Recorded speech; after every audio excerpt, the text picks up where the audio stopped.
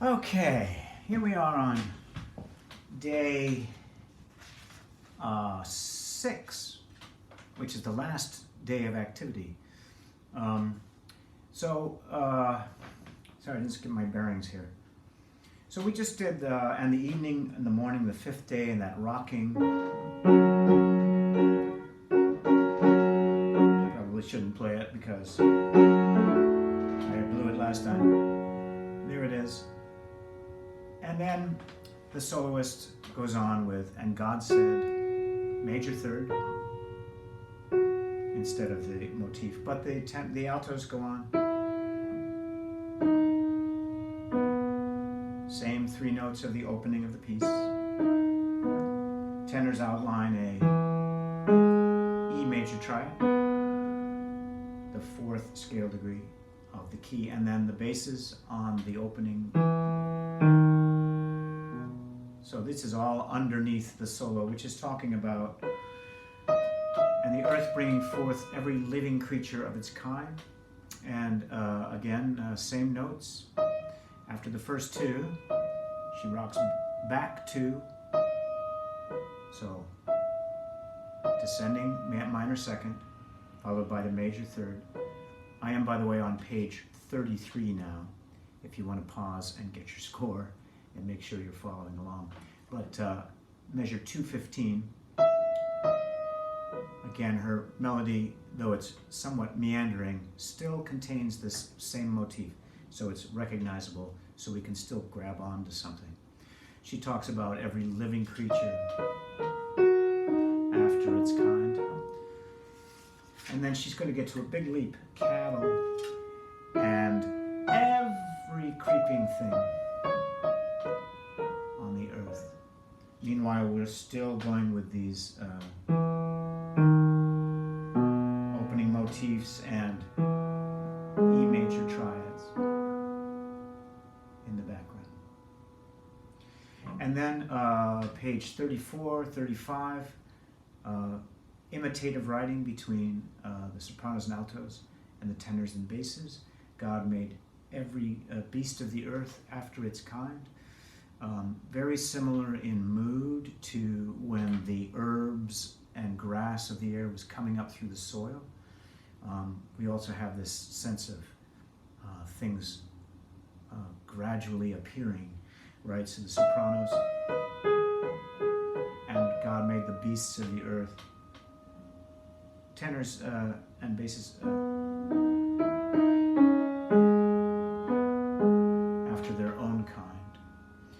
And we go back and forth like this a little while through page 34 and 35, ending surprisingly with a G sharp major triad. Right? Same thing with the man on page 36.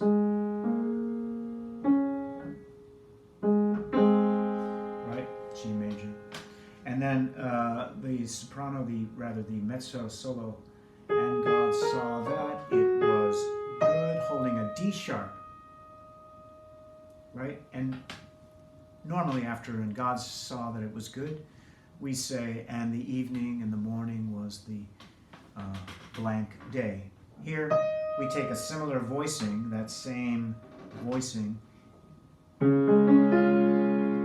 but instead of saying, and the evening and the morning, we echo her and say, and God saw that it was good. So we're in D flat. She ends on an E flat or a D sharp, which would be the 9th of this chord, and we sing, and God saw. And now we move from D flat to C minor, because we're in a new key. You see the key signature changes dramatically. That it was, and then B flat major. Good. Now we have our own and God said, right? Opening motif. Nice and high, forte, dramatic, because we're coming to something pretty. This is the place, by the way, that I yelled at you because when you sight read it, you sang an E flat, right? Which, right now that I've reinforced over and over and over and over how that opening motif is so important, it's important that that's a half step. Right it's coming up very declamatory, faster, very vigorous, very driven, because Copland's excited, obviously, because we're now going to talk about let us make man in our image, after his likeness, and let him have dominion, right, etc. So, and you hear these big leaps again, right, big seven.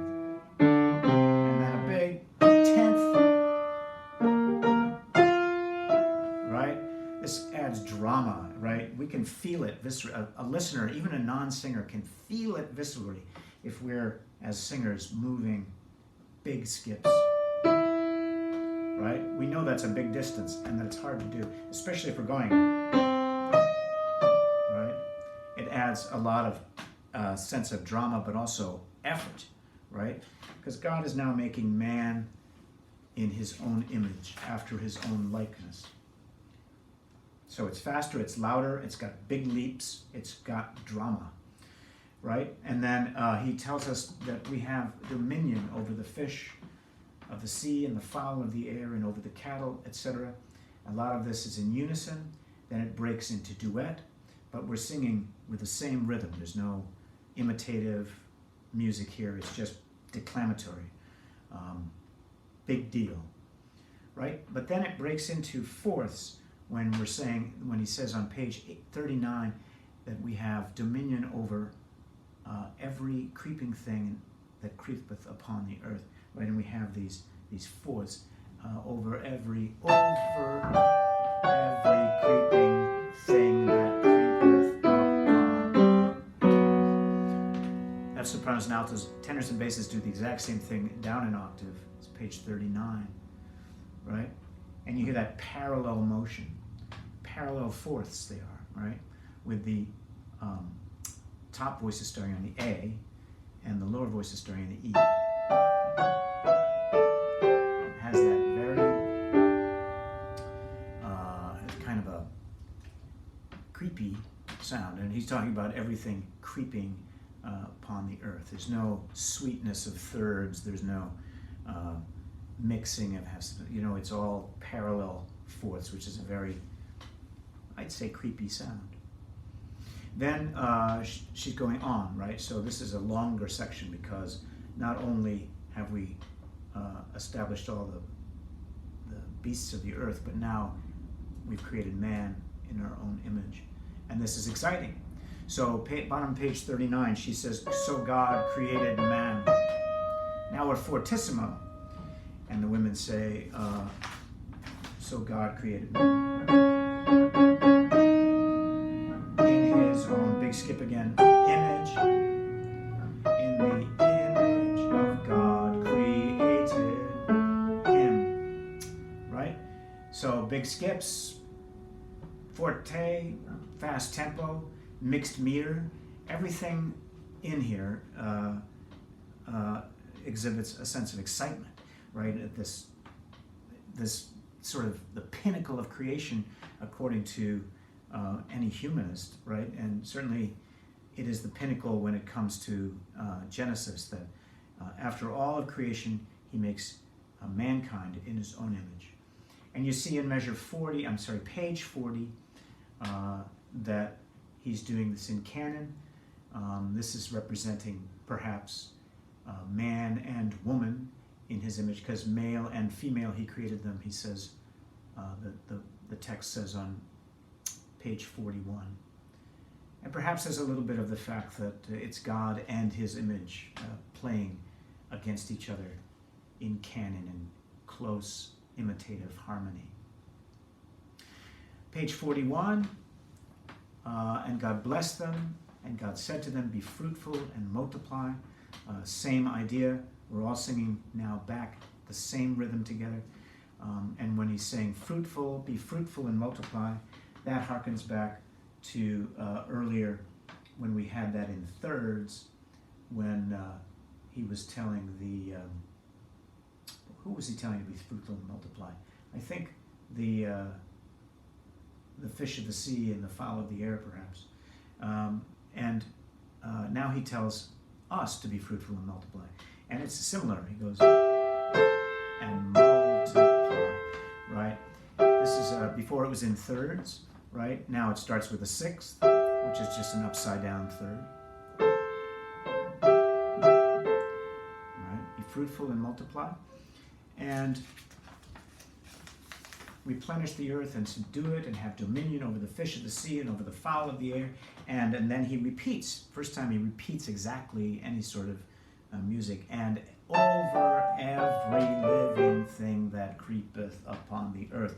Those parallel fourths, right? Oops.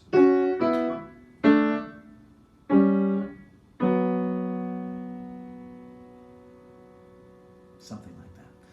So again, he repeats that same music for the same exact text. And there we are sitting on a F sharp and a B, holding a perfect fourth. Now the mezzo comes in, again with "And God Said." Opening motif. And then she does something interesting. She goes,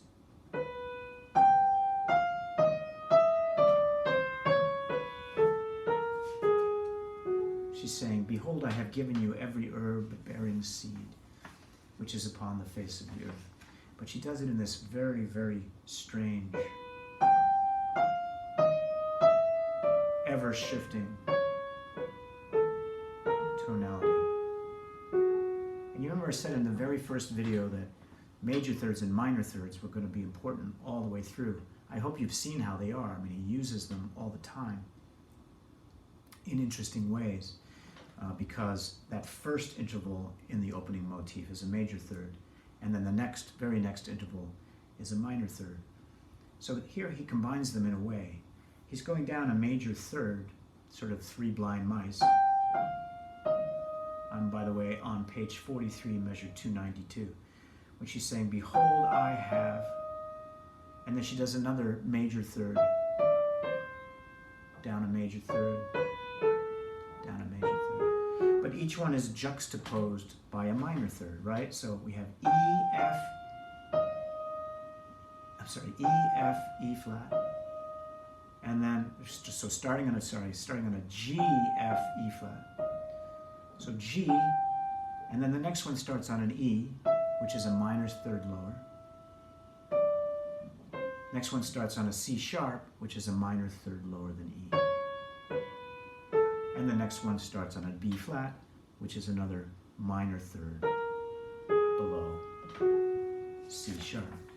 And she keeps going. G, another minor third. And E starts on E, which is a minor third below the G.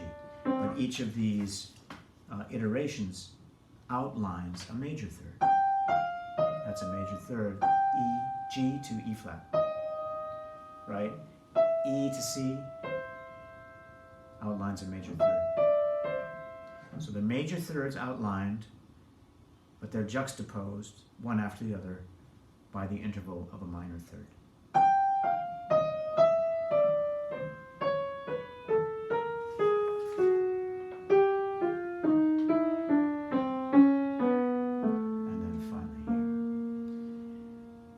It's certainly an unwinding feeling after all the driven music, all the mixed meter, the declamatory style music, the high forte, the big leaps that we have. This now takes that mood and completely unwinds it in this way. And we sing, we come off the B, we've been holding an F sharp and a B on page 43. On page 45 now, 44 rather, we just behold. We're just holding this pedal F sharp for her as she does more unwinding. Same pattern.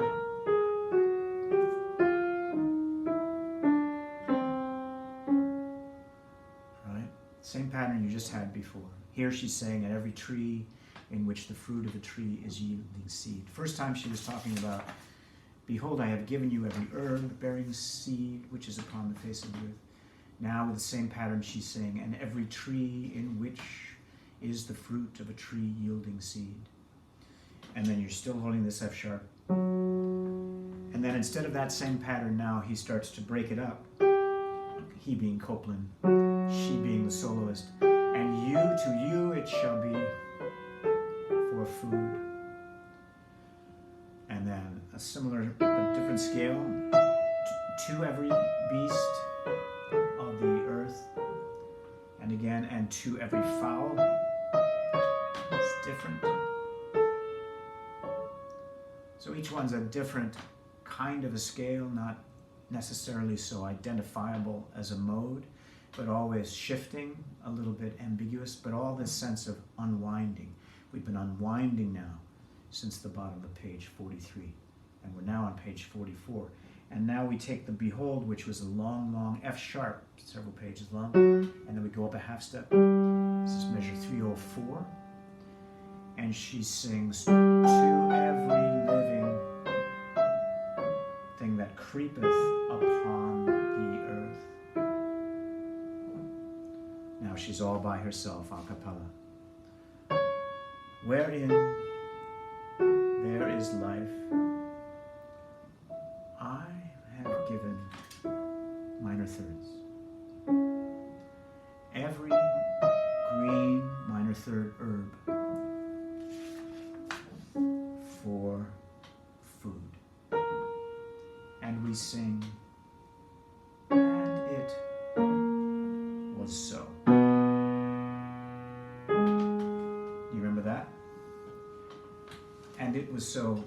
You can look back to measure 62, you can look back to measure 83, and you see the same motif there. And if you remember it when we talked about it at the time, it's got a big leap here. Was so, right? But if you put those within one octave, it would sound like two descending minor thirds. If we didn't displace that C flat, it would sound like this. Minor third, minor third. But because we're talking about God, he makes it bigger.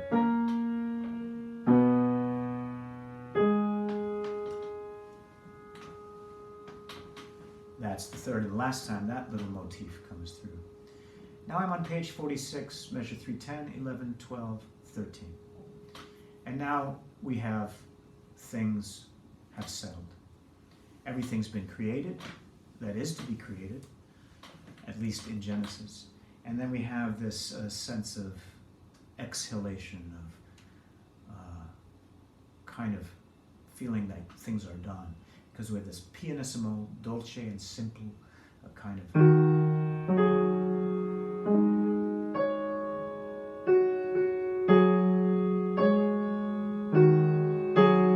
And then to A flat major.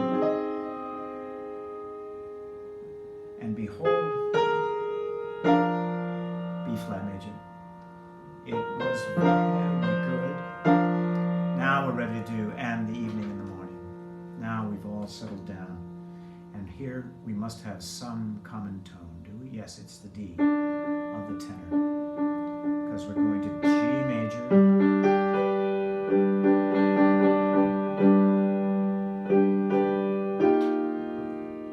The evening and the morning with the sixth day. Okay. That's the sixth day. I'll see you soon for the seventh.